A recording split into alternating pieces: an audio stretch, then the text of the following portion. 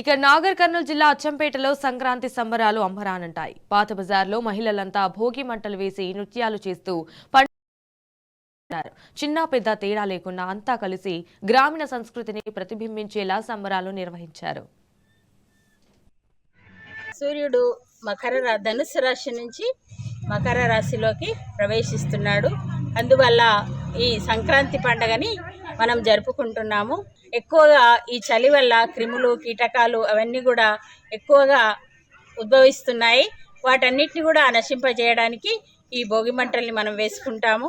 భోగి మంటలలో కేవలము దుంగలు, మామిడి కట్టెలు ఇవన్నీ కూడా వేయడానికే అవకాశం ఉంటుంది. మన ఇంట్లో ఉండేటువంటి పాత సామాన్లు అవన్నీ కూడా ఇస్తే మనకు కూడా నెగిటివ్ ఎనర్జీ అనేది తగ్గిపోతుంది.